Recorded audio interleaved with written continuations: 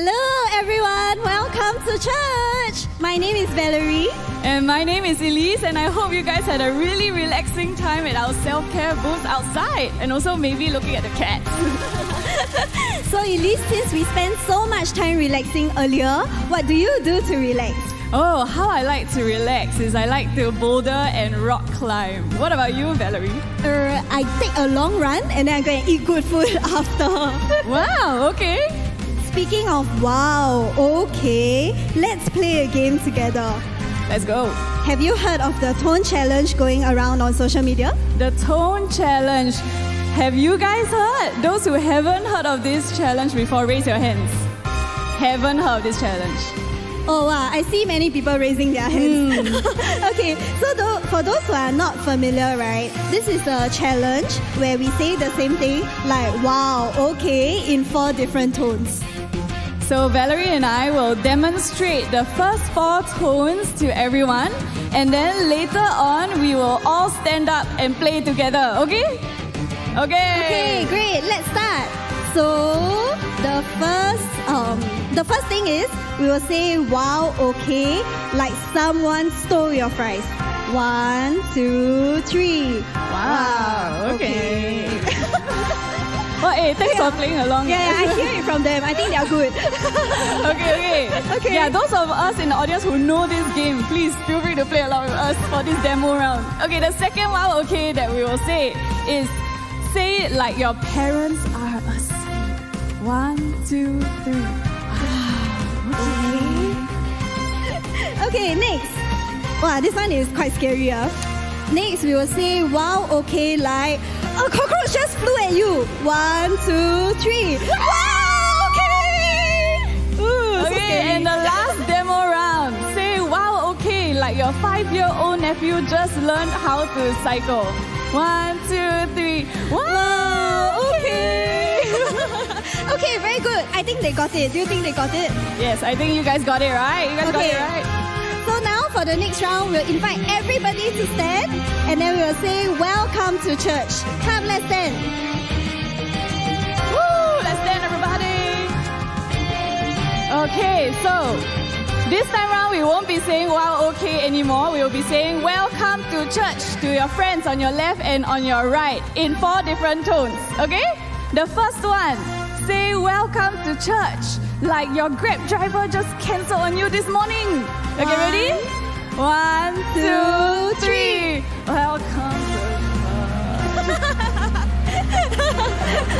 Okay, I think they got it. It's not bad. Let's go to the next round. So the next one, we will say welcome to church like you're telling your table mate some juicy news. Ooh. 1, 2, 3. Hey, welcome to church.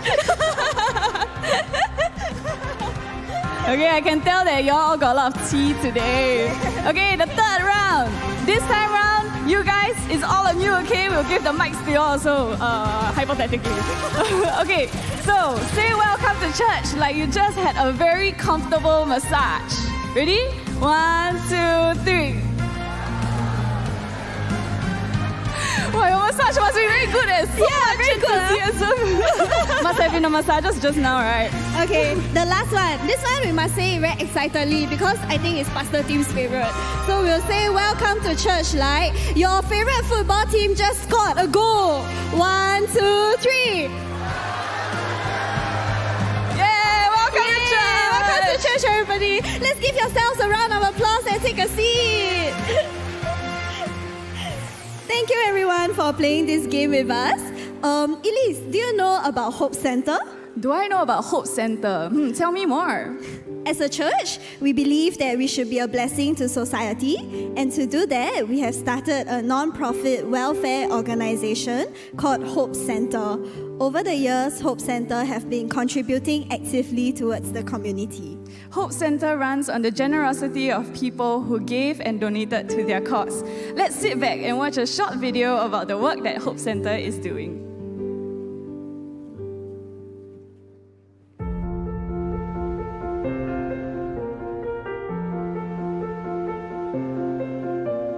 Hope Center is the social and community arm of Hope Singapore, dedicated to extending Christ's love by inspiring hope and transforming lives.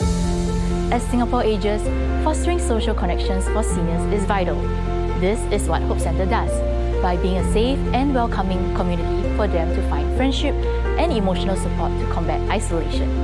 By engaging in creative and mindful activities as well as teaching new skills, we inspire them to live a more vibrant and meaningful life. The growing up years are a crucial period of formation for youth. Hope Centre makes the essential effort to provide holistic guidance to help them develop positively and stay away from negative influences. Through our intergenerational programs, we foster meaningful connections between youths and seniors, bridging generational gaps and allowing them to make new memories as friends. Through our partnership with Hope Singapore, we launched Hope Community Weekend, blessing communities with activities that strengthen bonds and providing essential cleaning services to those in need. Additionally, our Bread and Bursary with Love initiative continues to expand, reaching more communities and providing essential support to families in need. At Hope Centre, we believe that every life matters. With love as our foundation, we remain committed to inspiring hope and transforming lives.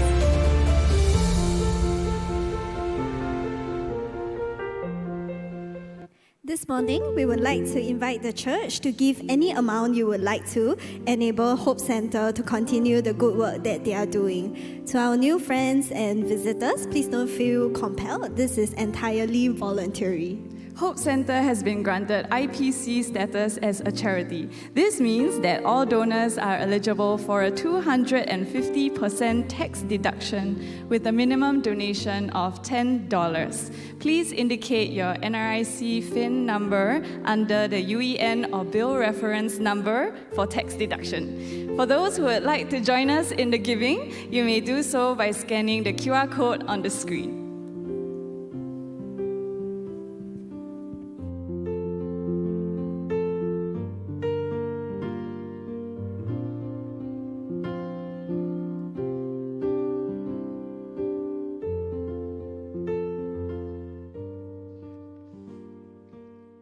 Good morning, family and friends. Good morning to all of you here. Welcome to Top Up, our special young adults service today. My name is Larry. I'm one of the pastoral leaders in this church, and I hope you feel more top up through massage, through the Chamulan tea, through the art therapy and the cold brews. If you still don't feel top up enough, right, you can ask the person who bring you here to treat you for lunch. I give you permission to make the ask now. Go and ask them.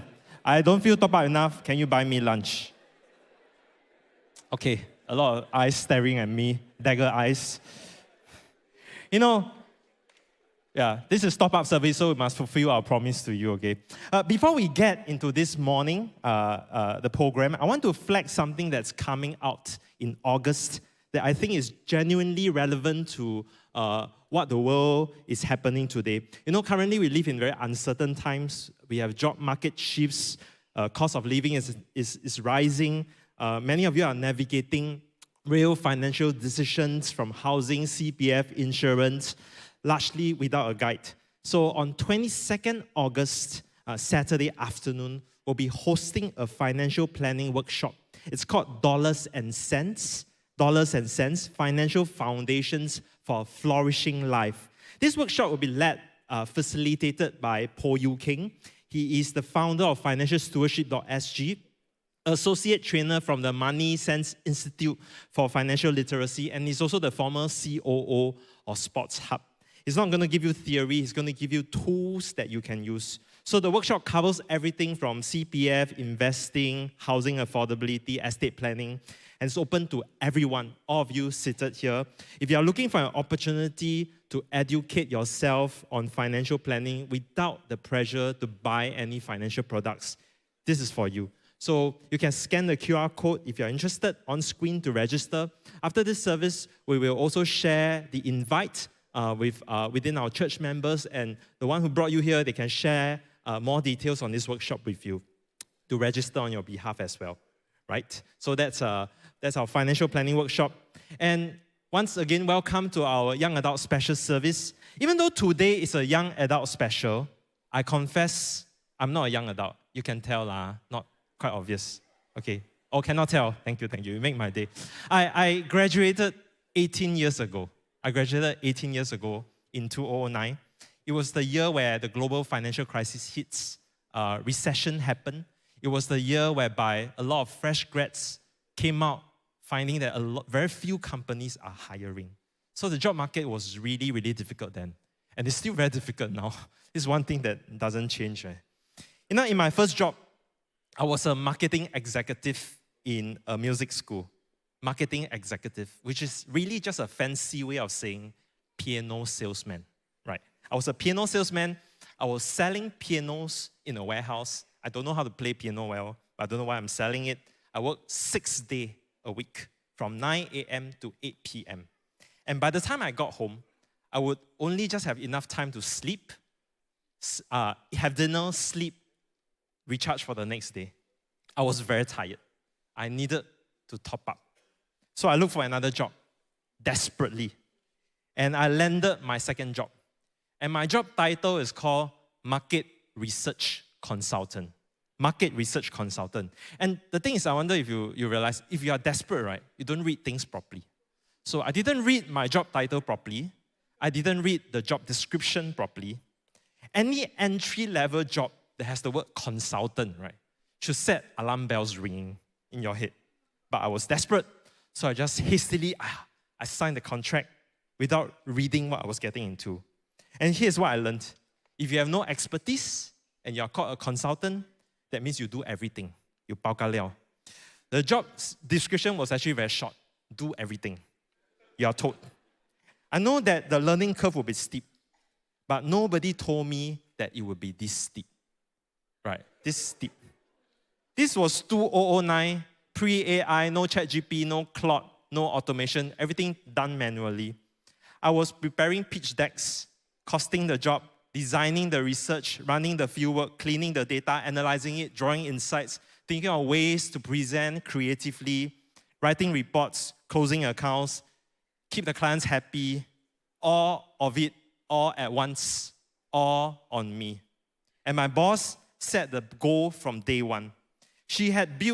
She told me, Larry, I built my entire career and reputation on never being late once for any of the deadline that's committed to my clients. So he's telling me, don't be late lah. So with that pressure, I worked on my first project. And as the deadline was looming, I was stressed. I didn't know, I was stuck at how to present the data. So I worked 48 hours straight.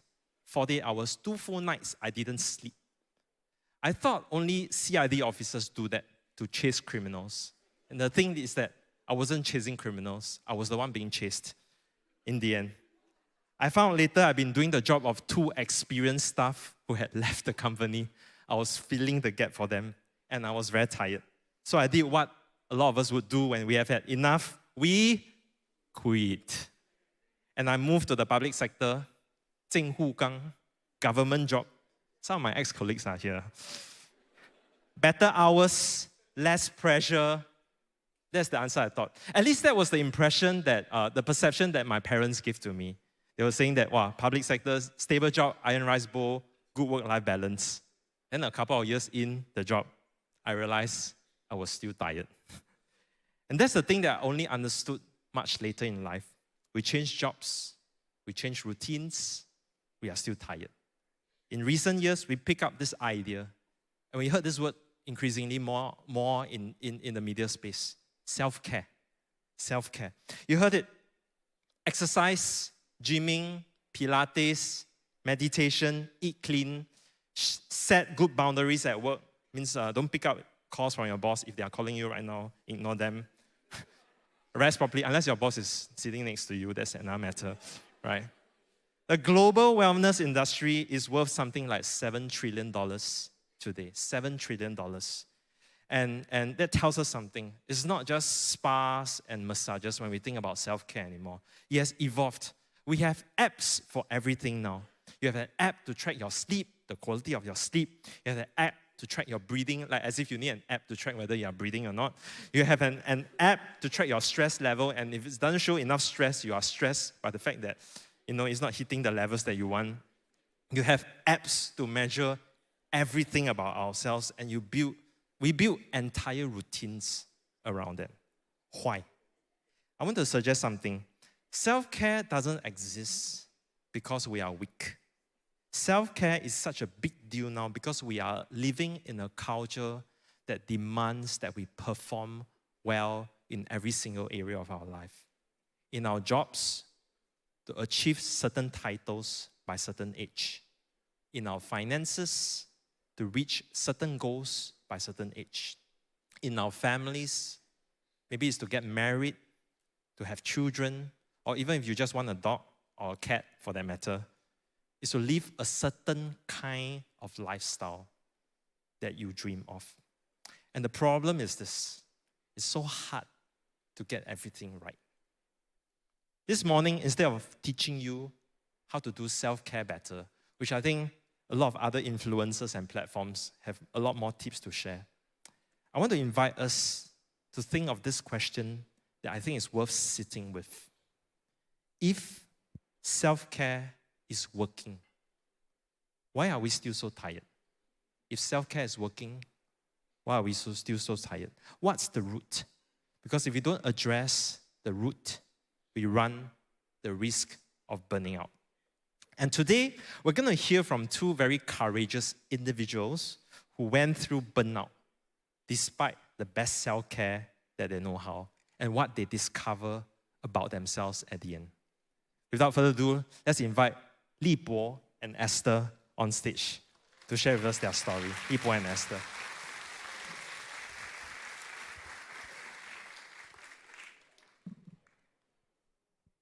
It's their first time sharing on stage. Let's give them a hand to encourage them. And to share stories like this. Thank you, Li Bo and Esther. I think your story will hit a note among many who are hearing here today. And to get it going, maybe Esther, before we get into your story, help us know you a little bit more. Like, what do you do, and what is your self-care routine like? Hi everyone, my name is Esther. Just a quick intro. I have been working in the tech industry and have been working for over 10 years now. Personally, I'm also married to my husband for over 4 years, Zheng Kai. In terms of like self-care specifically, in the past I don't think that I was big on self-care. But I think over time, my self-care routine just kept building up. So I started having like 8 to 10 steps kind of skincare routine. I started going for like massages in JB. I started exercising quite excessively as well. So I think for me, the biggest is exercising because it helps me to be able to de-stress. Right, so you have a lot of ways to de-stress, right? Stress busters. Now, let's look at where you begin your career journey. I know that you had a few jobs before you finally landed on your dream job. How did it go for you? Yeah, I think at that point of time, I would consider that I landed on my dream job. It was a really competitive role that I had to go through like 5 to 6 rounds of interview just to be able to land it. And for the most parts of it, things were going really well.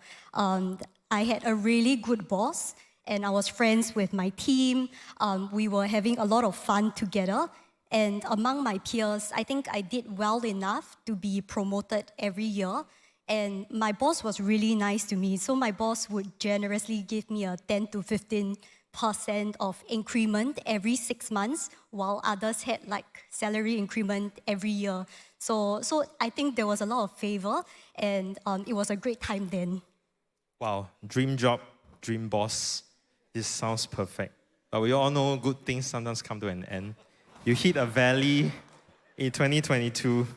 Tell us what happened. Yeah, it really felt like a complete change. I felt like I was in the mountaintop, and then I just fell into the valley. So it was the year 2022 where there was a change in the industry. So there was a downturn in the tech industry, and companies started having waves of layoff. So many of my friends, they were impacted. They lost their jobs. And the manager, who was really nice to me, eventually left the company also.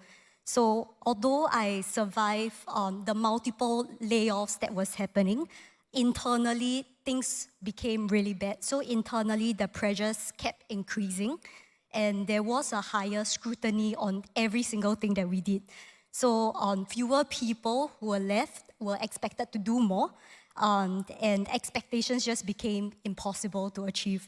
So I found myself working more and more, frequently through the nights, over the weekends, and just working myself to the ground. And there was this constant anxiety in the background where everyone is just thinking about when the next layoffs will come, and whether who will be next on the chopping board. So people were no longer excited to come to work anymore. The morale was just really low. And you could really see that like the conversation shifted to one of survival and making through just another work week. And in that season of uncertainty and anxiety that you described just now, you shared with me that you went through this thing called Sunday scaries. Can you share with us what a Sunday scary is? Yeah, I'm not sure whether it's a Gen Z term or a millennial term, but Sunday scaries is, a sense of dread that comes when the weekend ends and you're just like anticipating the new work week with anxiety. So it's a whole cycle, right?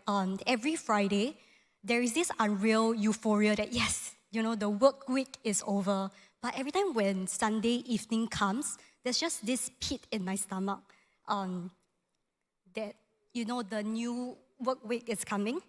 And you just sit there, thinking about, you just sit there thinking about the things that you have to do, the upcoming meetings. And even though it was Sunday, I couldn't really be fully present because mentally I was already at work, even before the work week even started. So the more I thought about work, the more bothered I became. And this slowly turned to anxiousness. So in the past, I wouldn't really consider myself a worrier. And I think this was the first time that I experienced anxiety. And this anxiety slowly turned to insomnia. So the moment that I lay my head to bed, thoughts about the things I need to do, the upcoming meetings would just flood my mind and I just can't fall asleep. So at times, only being able to fall asleep at 6 a.m. This overbearing feeling of like anxiety, constant anxiety, and out of desperation, you tried, different ways to cope with it. What are they and did they work for you? Yeah, it was a really painful period of time because every single day I was just wondering to myself, can I fall asleep tonight? And the insomnia continued on for 10 months. And I would say that I was completely exhausted by then. I tried many different things. I tried seeing the work counselors, but they told me that it was simply just work stress and gave me coping strategies to be able to deal with it. But I felt that it didn't really help me, so I discontinued with it. I also tried taking a day off, but it was short-lived because the work stress will come the next day. And sometimes on nights where I was desperate, I would turn to alcohol just to fall asleep. But that was actually like the worst solution because it actually made the overall sleep worse in general. So I think at that point of time, I was just looking for something that could really fix what I was going through, but I couldn't really find anything that stuck. And in the midst of like looking for the solution to try to cope while many had failed, you shared that there's something that you discovered about yourself, through this journey. Tell us more about that. Yeah, I'm not proud to say this, but during that season, it made me realize that I have wrapped my identity around my job, that the job gave me a strong sense of security, of progression, and also recognition.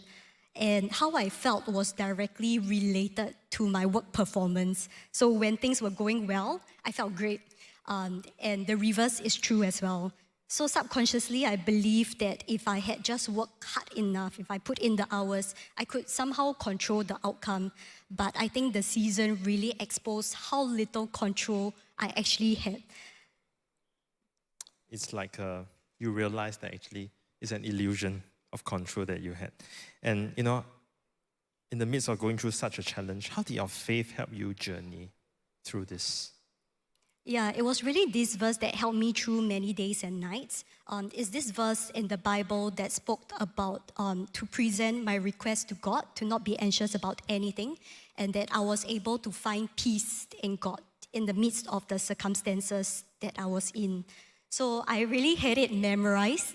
I put it on my phone screen, put it on my post-it in my bathroom as well, that whenever I catch myself thinking about work, instead of dwelling in it, as funny as it sounds, I would learn to stop myself and to recite that verse out loud. It really helped me in terms of like shifting my focus to be able to take the time to pray and to trust in God. So as you can imagine, the verse is very personal to me because it reminded me that peace wasn't going to come from knowing the outcome or doing more, which was exactly what I was trying to do previously. But it was in going to God, and that He is the God of peace, and only He can give me peace. It didn't really change the situation, but it really changed my focus, and I was intentionally choosing to focus on God. That's really good. And you put it on your phone as a screensaver, right? So every time you turn it on, it's a reminder for yourself. And how things are going for you now, right now? Right now, my problem is not having enough sleep. I wish I can have more, but I would say that sometimes I still can't switch off. I would still have insomnia from time to time. But I would say that what's different now is in terms of what I do with the anxious thoughts. That instead of like trying to figure things out, to work more, put in the hours, now I'm much quicker to shift my focus from focusing on the problem to focusing on God instead. And to really trust in the God of my future, that He knows what is going to happen, and I'm able to rest in it. And just a last point as well, I've learned that peace isn't in the absence of anxiety, that very anxiety reminds me that I have a God that I can look to, that I can trust Him in the things that I can't control, and that, He is able to carry the weight that I was never meant to bear. Love that. Peace isn't the absence of anxiety, but it's about being able to surrender to God. Let's put our hands together to thank Esther for sharing so vulnerably. Next, we turn our attentions, our spotlight to Li Bo. Li Bo, similarly, share with us, what do you do? What do you like to do? What's your self-care routine like?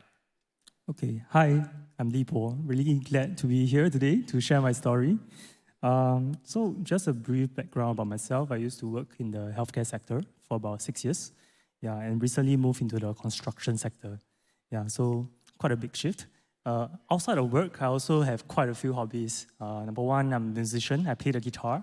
So I actually produce music in my home studio with my wife. And number two, I also enjoy gaming. I think there are quite a few gamers here. Yeah. So I actually got quite serious about it. Picked it up during COVID-19 pandemic.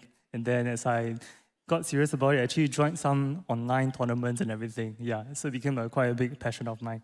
Yeah, so generally I would say I do value self-care. I believe that life should be quite balanced. Yeah, in my own life, I clock my steps daily. I make sure I get 7K a day. Go to the gym. I also set limits on my work hours. Organize my schedule. Use productivity tools like Notion to track everything. Yeah, so I think on the outside, I felt like I was managing life pretty okay. Yeah, like it's manageable. Yeah. Yeah, a man with many talents, many hobbies, interests, and you seem to like track everything. Everything is in control. Yeah. But yet you end up feeling burnt out. How did that happen? Yeah, so I think I burned out somewhere about over a year ago. And I spent the past year actually reflecting on it quite a lot. And I think the honest answer is this, like I was trying my best to do things right, to keep everything together. But underneath that, I think I was just running on my own strength. Yeah, and I think at the same time, my life was becoming increasingly fast-paced, increasingly packed. There was very little margin or space outside of my own plans, outside of my own schedule to really attend to anything else. So I was constantly living under this pressure, like this pressure to excel, this pressure to prove myself, to meet expectations, and then somehow exceed these expectations again. Like it's not just a one-off thing, it's just expectations upon higher expectations upon higher expectations. Yeah, so I think some of that pressure came from people around me, maybe my bosses, maybe my colleagues, maybe the environment. But I think quite a bit of the pressure also came from myself, actually. Yeah, and I think as I thought about it, I wasn't just tired from doing too much. I was actually tired from always feeling that I have to be more. increasingly more. Yeah. And walk us through how life was like in that season from the outside. So actually on paper, I think life was genuinely going quite well. Yeah. Work-wise, career-wise, I think I had a pretty good career. My bosses appreciated me, exceeded expectations year on year. And there even won multiple awards at work over the years. So I felt it was pretty smooth. Yeah. And in my personal life, I got married, in 2021, to my beautiful wife, Sam. So, it's a pretty nice photo. Yeah. It's a nice photo. If you want to for know sure. who's the photographer, you can ask me later. She's here, so you got this. So we got married, and then we moved into our first home together. And I think generally, life felt pretty good now. Yeah. So you led it's almost like a almost admirable life that, it seems enviable. But actually internally, what were you carrying while going through that season?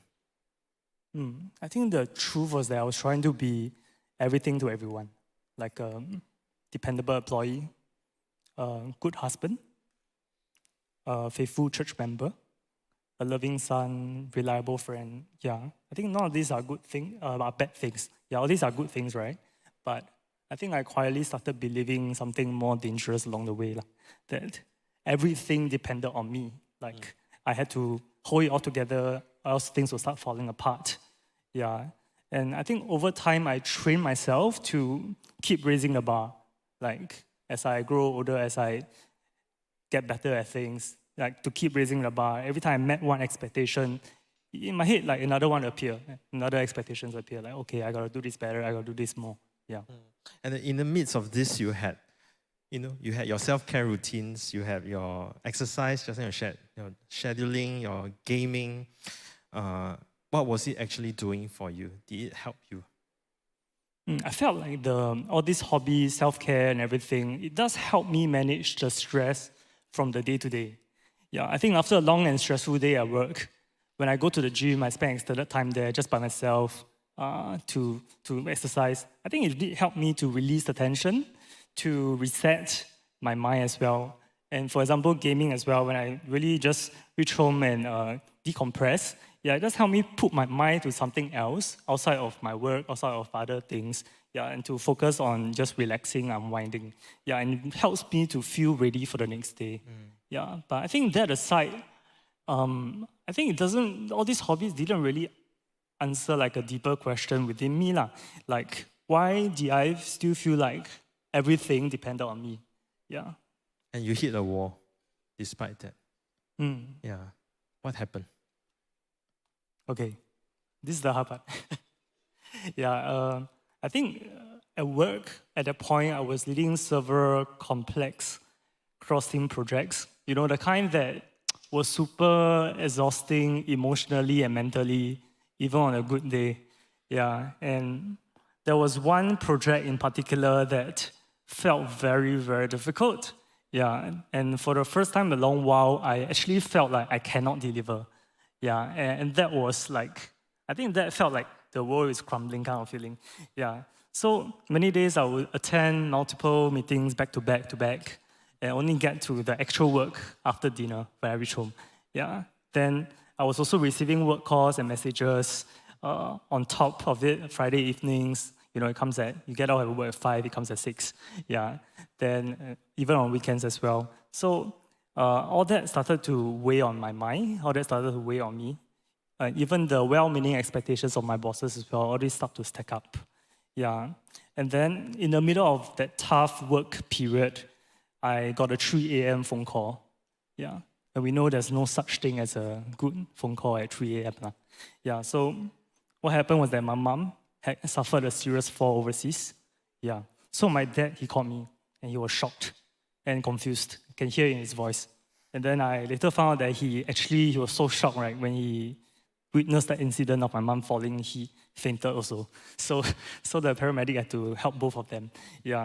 Then my mom needed multiple surgeries overseas at that time. So for that period, the multiple weeks, I was helping my parents navigate the medical emergencies from Singapore, settling the insurance, the flight, the medical, the everything, accommodation, etc., etc. Yeah, while still trying to hold everything together back here in Singapore. Yeah, I mean my work, my family, etc. Yeah, so I think by the end of that whole thing, that whole episode, I came out of it feeling like nothing left to give. Yeah, like that's it. Yeah.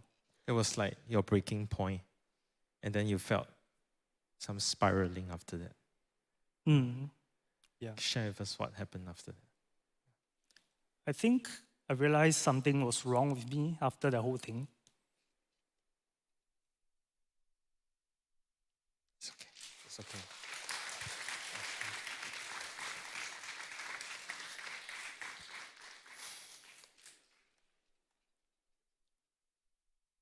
I thought I wouldn't. Okay, I can do this. Yeah, I think after that, I didn't just feel tired. Yeah, I think I came out of it feeling like, oh, something is wrong. Like I felt hollow, like empty inside. Yeah, so how I felt it was like things that used to bring me joy, things that bring me happiness, like my hobbies, or like time with my friends, loved ones. Like they didn't bring anything for me anymore. They didn't bring any, cannot feel anything. Yeah. And my mind never really switched off from things that like demanded my attention. So a lot of nights it's just thinking, okay, I need to do this, I need to do that. And it just keeps running in my head. So eventually I wasn't really living anymore. I was just getting through each day. Yeah, so some days, I think as I do that, then I think my lifestyle started to swing between two extremes. Some days I'll clock in 12 to 14 hours of work because I'll feel like if I work harder, if I just act a bit more, then I can solve the problems, I can get myself out of this rut. Yeah. Then other days, I barely had energy to crawl a bit. So it was just these two extremes more and more often. Yeah. And over time, I felt like I became emotionally numb. Yeah, like couldn't make sense of what I was feeling, didn't really want to make sense of it as well. Yeah. And I think looking back, the greatest burden I was carrying wasn't the workload. It was really this belief that I had to prove myself, that everything depended on me. Constant need to prove yourself. Yes. Yeah, that's still a raw moment. I mean, thanks for sharing that with us. And I know something shifted for you one night, a sleepless night. Tell us what happened that night. Yeah. So I think at the same time, when I was going through all that, a good friend recommended me this book. It's called The Ruthless Elimination of Hurry. Yeah, so the book kept confronting me with a simple idea to slow down. Yeah, to create space in my life, to just sit unhurried. And I tried, but it was super deeply uncomfortable. Yeah, because whenever I slowed down, whenever I create space, I feel like I had to face this emptiness within me that I've been running from. And it felt wrong to sit down because I felt like there were 10,001 things for me to do. So it's like, why am I wasting time slowing down when I need to solve this problem, solve that problem? Yeah. And then as I was going through all that, one night, I think I was just up again, like I was sat up on the bed, couldn't get to sleep. Yeah, and there was this question that suddenly came to my mind out of nowhere. And the question was this: you are working so hard to become the person everyone expects you to be, but are you becoming the person I want you to be? Yeah, and I think right there and then, this question actually brought me this huge, immense clarity that somehow cut through all the mess, cut through all the emotion, the tough things that I was going through. Yeah, and I'm convinced that was God speaking to me, that as I reflected on the question, I kind of knew the answer in my heart, that I actually didn't like who I was becoming. Yeah, that I was trying my best, right, to become the person people want me to be, a good employee, a good son, a good husband, etc. But I think all that striving actually made me into a very anxious, angry, and exhausted person. And that's not who I want to be. Yeah. So you had that new perspective of yourself, right? Of who you are becoming. And share with us what happened after that night. Did things sort of turn around quickly? Yeah. I wouldn't say things turn around quickly. Yeah, I want to be honest about it. So I think after that night, what I did was I started to pray every morning. because I felt so powerless, right? Yeah, so, and as I pray every morning for a while, actually it felt like I was just praying to the wall, like I was talking to nothingness. Yeah, I'll start in the morning with this simple prayer, like, God, I don't know what to do. I'm lost, I need you. Yeah, to lead me in my life, yeah. And a lot of times it felt like nothing came back. It's just like, oh, praying to like, don't know, yeah. But I think the change came slowly over not even days, but like, or weeks, over months, yeah. I think over months, something began to shift within me, yeah. The circumstances didn't change, it was still hard. Work was still hard, family still had things, yeah. But I think something in how I was carrying these circumstances began to change. Yeah, I realized that I wasn't waking up with that heavy sense of dread and that crushing weight in my heart anymore. Yeah, and there was this quiet sense that I wasn't carrying life alone. Yeah, so I think that really started to help me see that things are turning slowly, bit by bit around. Yeah, that everything didn't really depend on me after all. Yeah, and that things will be okay. Yeah, that's really honest from you. And you mentioned that at the end of this whole thing, you found a kind of rest that you weren't expecting. What was that rest? And what did it change in how you see yourself? I think the kind of rest that I didn't expect to find was like, I realized that it's not the kind of rest I needed from a good sleep or a long vacation. Yeah, but the kind of rest I needed was a rest in my soul.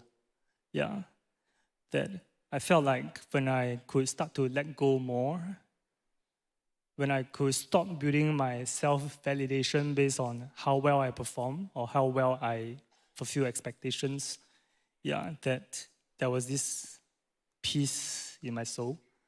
Yeah, I think all along the past years, I started to build my confidence on being capable, that as long as I could solve problems, when I could meet expectations, when I can really get things moving, that helped me to feel secure. Yeah. But when life handed me things I couldn't solve, like as you heard just now, like my mom's accident, like projects that went sideways at work, yeah, I think all those helped me see that, hey, this is what I place my confidence on. When I can't solve it, my confidence collapsed. Yeah. And slowly, as I rebuilt my life, I think through God, through Jesus, I began to realize that my worth didn't have to come from constantly proving myself, that I don't have to find validation from insecurity, like in raising the bar, in really being competent. Yeah. And it's enough to know that actually I'm deeply loved, that I'm deeply cared for by Jesus. Yeah.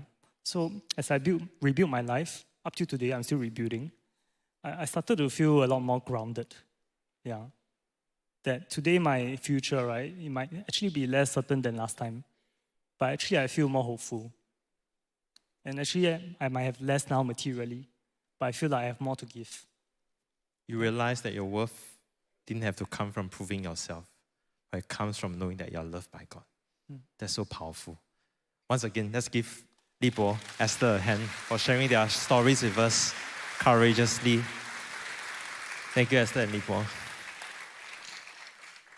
No, I want to draw a few things from what they shared.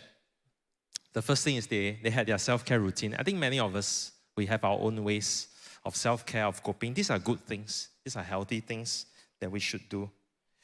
They tried many things when they were going through seasons of uncertainty. They had counseling, they go for exercise, days off, they draw boundaries. But yet, they still hit a wall. They still hit a wall. So the problem wasn't that they weren't trying hard enough. The problem wasn't that they picked the wrong routine or they had poor coping mechanisms. Esther said it plainly just now. He said, my job had become my identity. My job had become my identity. How I perform at work determined how I felt about myself. And Li Bo said it plainly as well.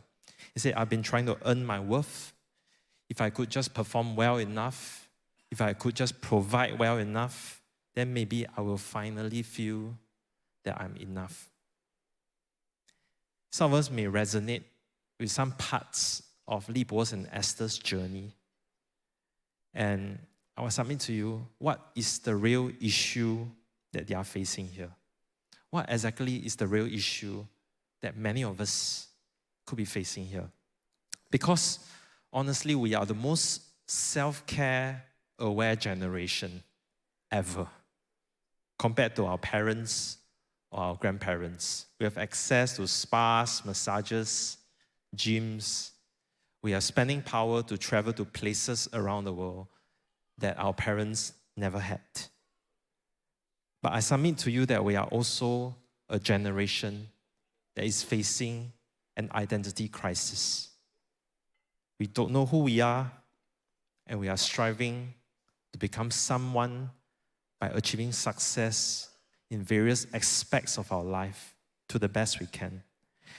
And there's also this invisible pressure of comparison that's happening in the background. You know, sometimes when we look at our peers, we look at our immediate circles, and we can't help but benchmark ourselves with how they are doing.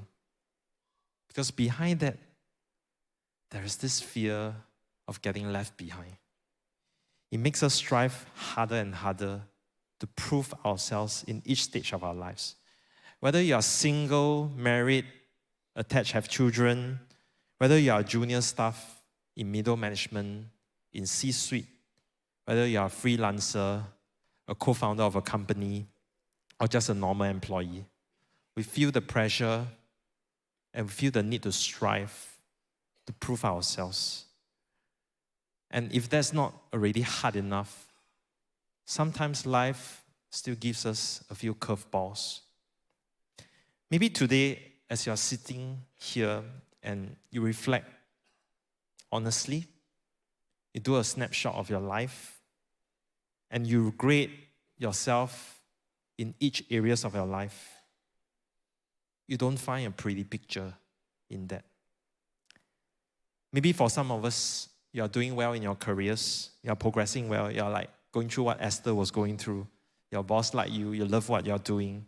You're going through promotions after promotions, you're getting opportunities to excel, and you will grade yourself an A for your career. But your relationship with your family member is strained or has gone cold. And you don't look forward to going back home. Because just the sight of them, just the sight of engaging them triggers many things. And sometimes home feels like a battleground rather than a safe space for you to rest. And maybe you grade yourself a C or a D when it comes to your family life. So you pour yourself into your workplace because maybe at least in office, your colleagues, your bosses are affirming, they're encouraging. It helps you to forget the pain of the strained relationship that's happening at home. Maybe for some of us in your career, you will grade yourself a D. You're struggling in your jobs. Your peers are getting ahead of you. The staff who were once more junior than you has gone ahead of you. And it's not great. And you feel overlooked, neglected, and even unwanted. You want to move on, but you're stuck. You're not so sure where to go next.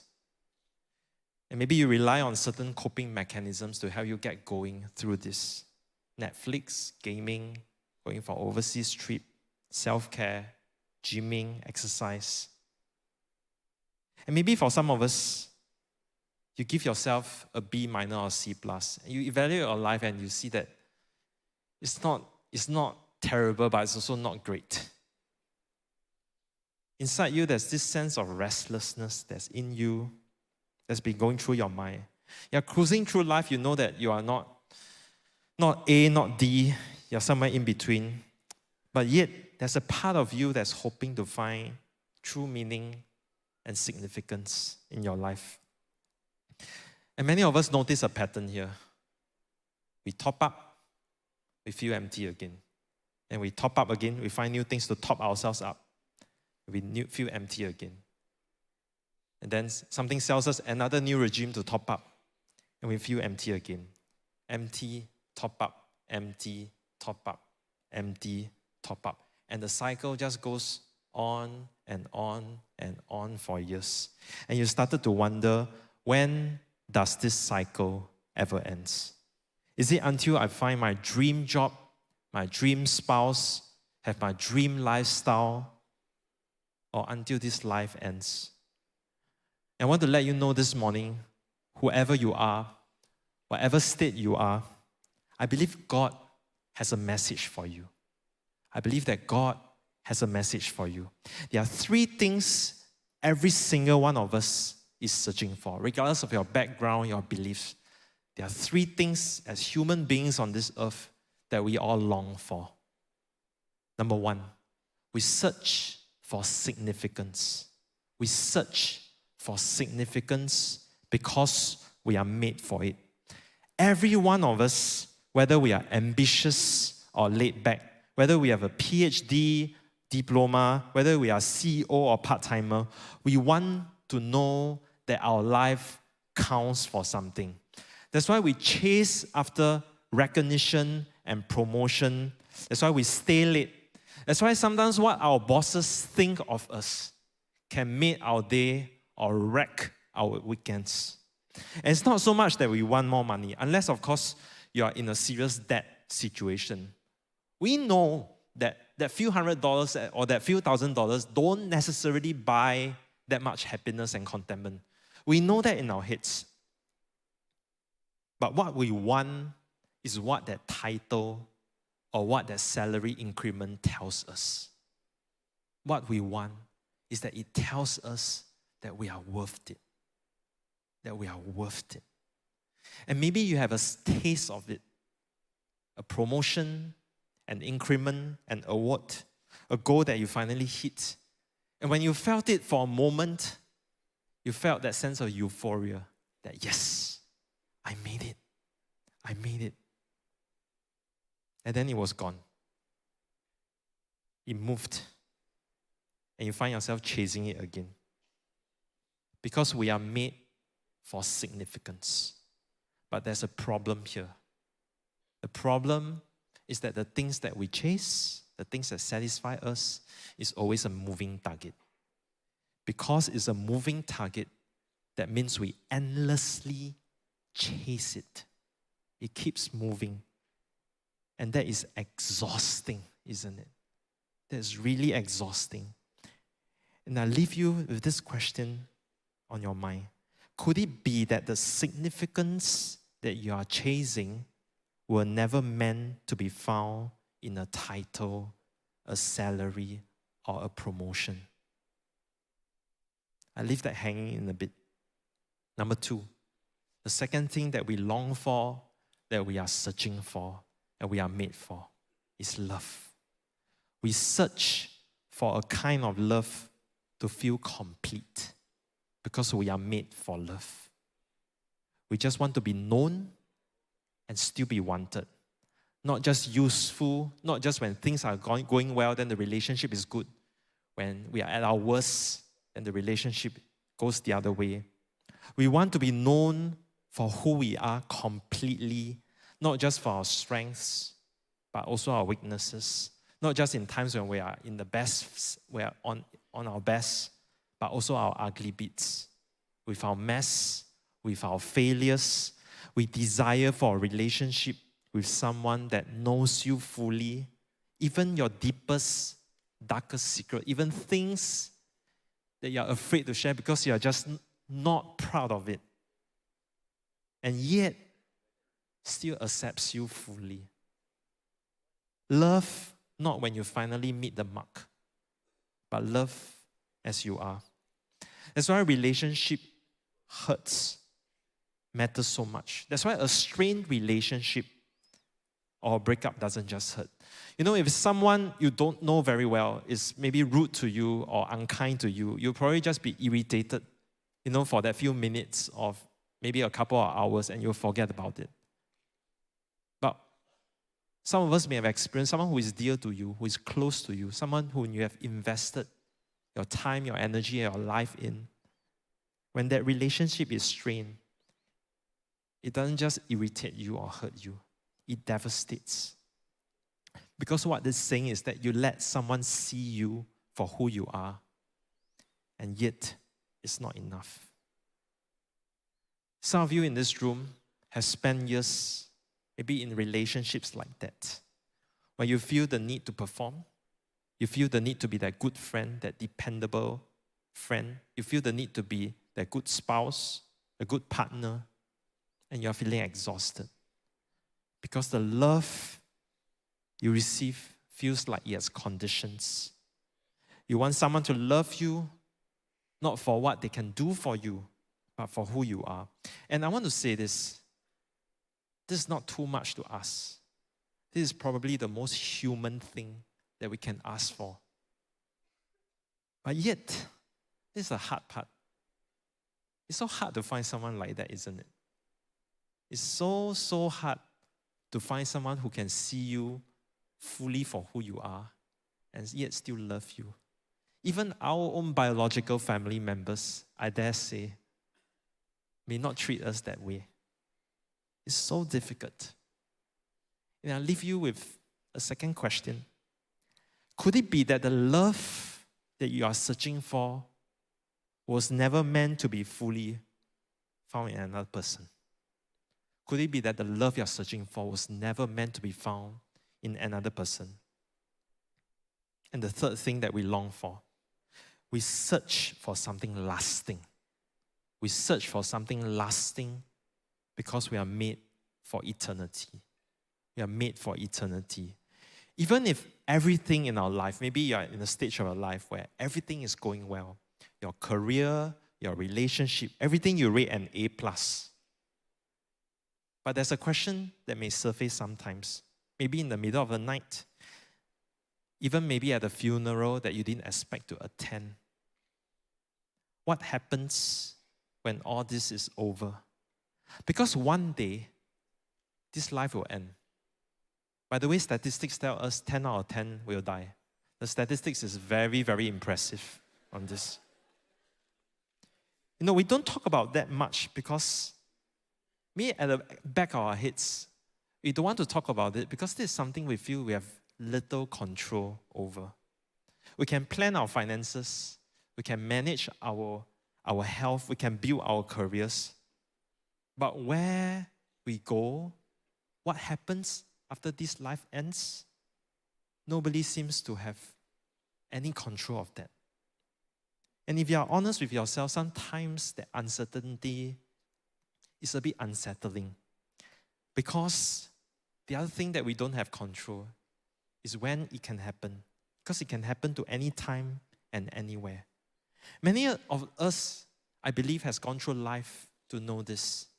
We have attended funerals where we never plan to attend. We never expect to attend. And I want to let you know this. The reason why it unsettles us because we were made for much more than just this fleeting life. We were made for more than just, if this life ends, that's it. No more. We were made for much more than that. And no self-care routine, no amount of achievements, successes can address that question. Significance, love, eternity. The three things that we long for so much. Your career can give you a glimpse of significance. Your relationship can give you a glimpse of love. And the hope that your life counts for something can give you a glimpse of eternity. But the truth is this, and we know it, none of it really satisfies, at least not for long. Even after rising to the top, the striving never ends. The hunger keeps returning. Even after getting married, you think you find your dream spouse, you have kids, the striving never stops. Even after you hit your title, your promotion, you have someone on par with you, rising ahead of you, you are back wondering, what's next? And the thing is, the hunger just keeps returning as a cycle because these things that we are pursuing to satisfy us perhaps it was never meant to be the final answer. And let me share with you what I believe God wants to speak to some of us right now. God sees you. God sees you. He sees you in the valley of your struggles. He sees you in nights where you bury your head onto your pillow and you're dreading what's going to come the day after. He sees you when you're dragging yourself out of the bed, dreading what the day will bring. He sees you completely. He sees and knows every single aspect of your life. He sees your good, your bad, your ugly. He sees what you have tried, what has failed you. He sees what has disappointed you. He sees your weaknesses and your flaws. And yet this is what He wants to tell you today. That I love you. That Jesus loves you. You are loved by me. Not when you have everything on point, not when things are all right, but right here as who you are. You are loved by me. You see, God sent His Son in the person of Jesus to die for you and me. And Jesus came on this earth to die on the cross, not because He did anything bad. In fact, He lived a perfect life. He lived a perfect life of righteousness. He lived a perfect life of love. He lived a perfect life of faithfulness. But yet, He demonstrated His love for us by dying on the cross for you and me.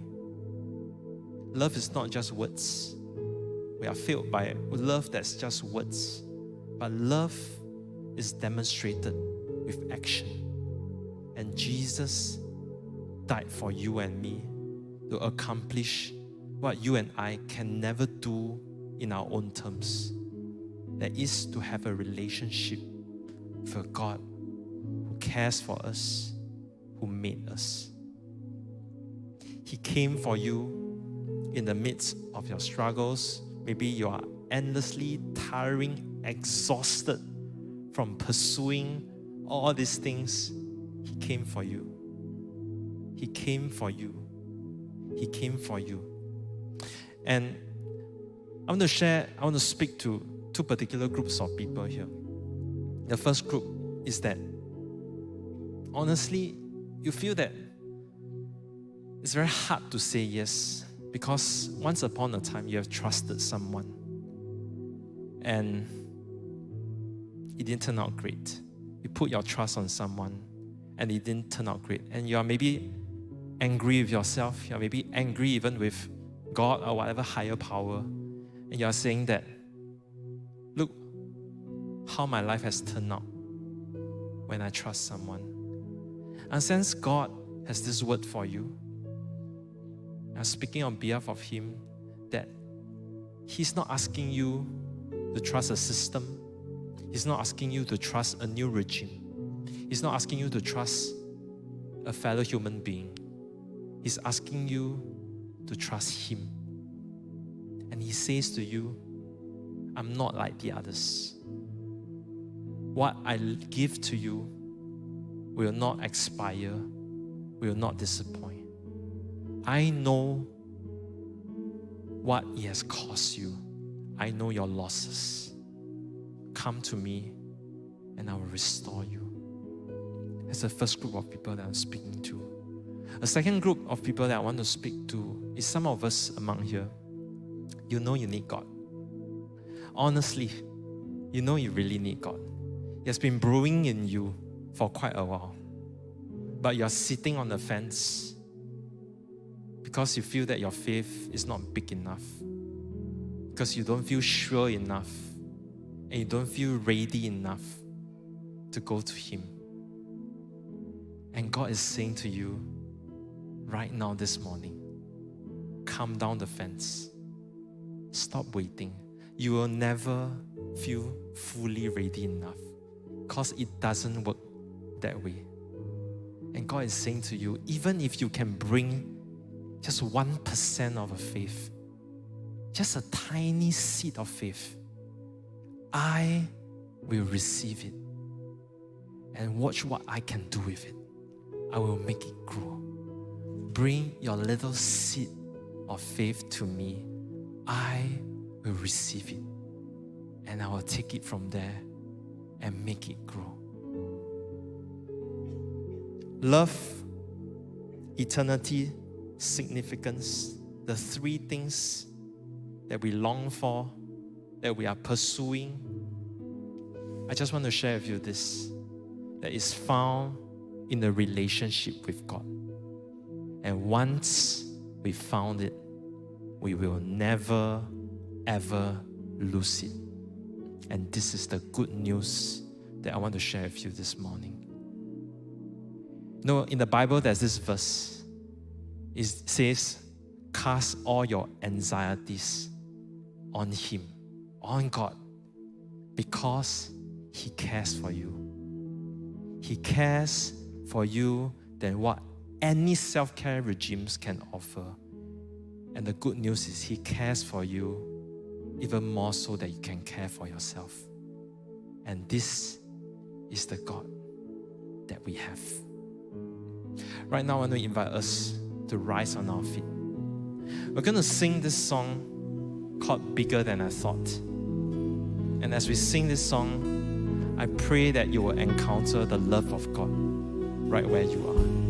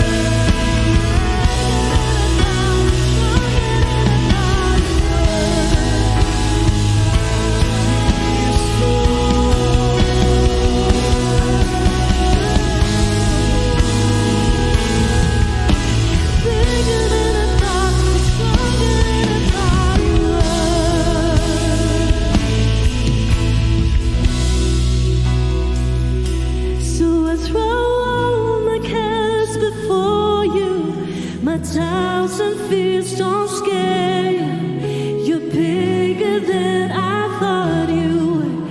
You're bigger than I thought. So I struggle negotiations with the God of all creation. You're bigger than I thought you were.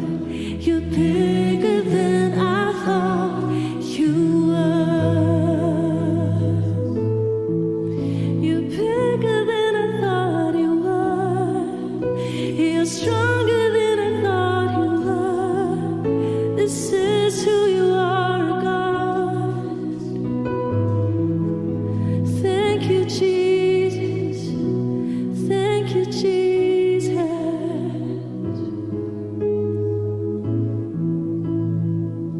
Thank you, Jesus, for your love, for your grace, God, over our lives. We don't have to strive, and we can just rest, God, in your great love, knowing, God, we are in powerful hands.